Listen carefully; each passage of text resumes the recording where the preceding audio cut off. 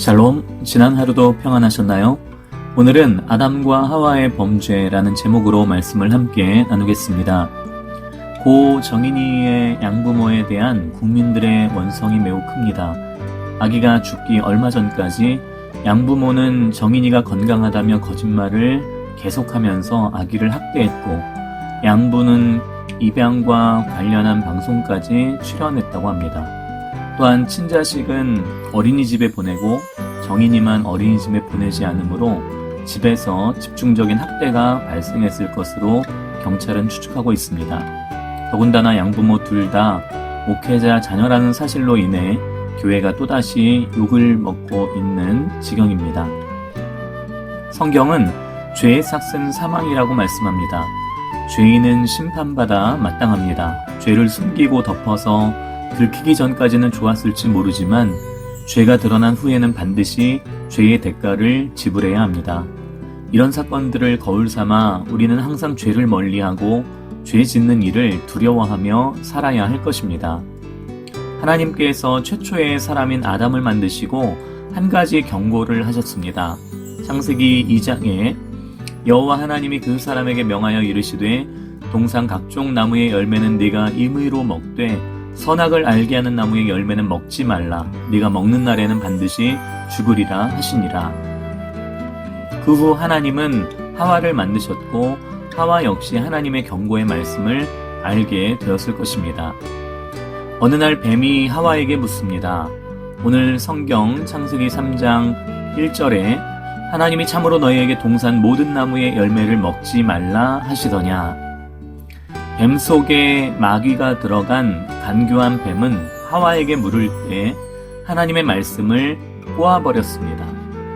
악한 사람은 늘 말을 꼬아버린다는 것을 조심해야 됩니다.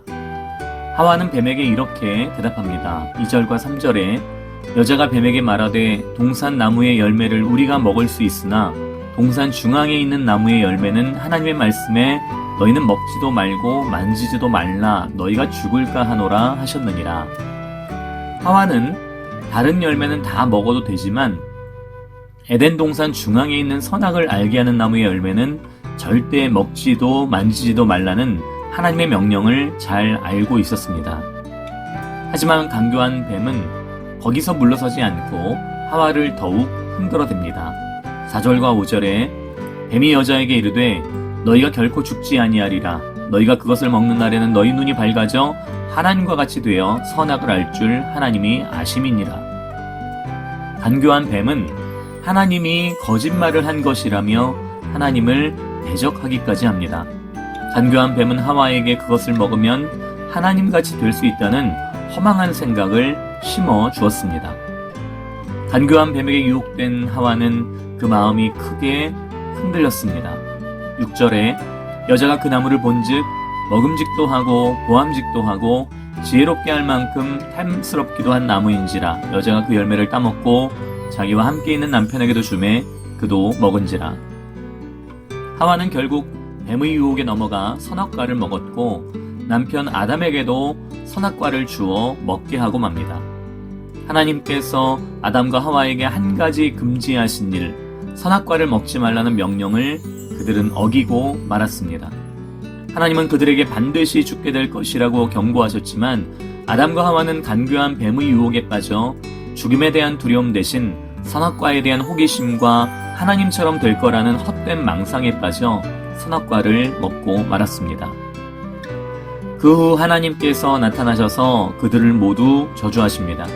하나님은 14절과 15절에서 뱀을 먼저 저주하셨고 다음으로 하와를 저주하셨습니다.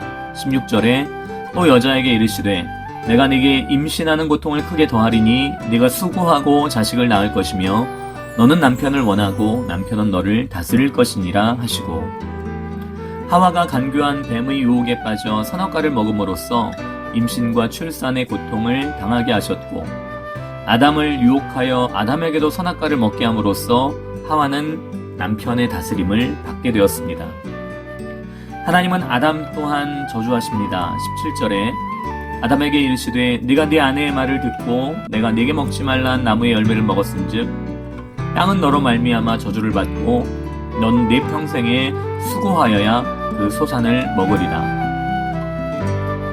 땅 혹은 흙 혹은 티끌로 만든 아담이었기 때문에 아담은 땅의 대표성을 가지고 있는데 아담의 범죄로 땅도 함께 저주를 받게 되어 아담은 평생 일해야만 먹을 수 있게 되었습니다. 아담이 땅을 저주받게 한 죄 때문에 땅의 다스림을 받게 된 것과 같습니다. 그럼에도 하나님은 아담과 하와가 에덴 동산을 떠나기 전 그들에게 가죽옷을 지어 입혀주셨습니다. 21절에 여호와 하나님이 아담과 그의 아내를 위하여 가죽옷을 지어 입히시니라. 죄의 삭, 죄의 대가는 사망, 죽는 것, 망하는 것입니다. 죄의 대가는 마치 부메랑이 되돌아오는 것과 같습니다. 돈과 관련된 죄를 지으면 돈으로 어려움을 당하고 사람을 해하는 죄를 지으면 자기가 해를 당하게 됩니다. 그래서 죄는 무서운 것이고 죄를 멀리하고 죄 짓는 일을 꺼려하고 두려워할 줄 알아야 합니다. 사람은 죄가 많아 공평하지 못할 때가 많지만 하나님은 모든 것을 다 아시고 공의로 세상 모든 일을 심판하십니다. 이 험하고 악한 세상을 살면서 수많은 죄의 유혹이 있지만 항상 죄를 멀리하고 죄 짓는 일을 두려워하며 하나님 말씀에 순종함으로 복된 삶을 살게 되기를 예수님의 이름으로 축복합니다. 오늘 하루도 주님과 동행하며 기쁨과 감사가 넘치는 복된 하루가 되시기 바랍니다. 샬롬.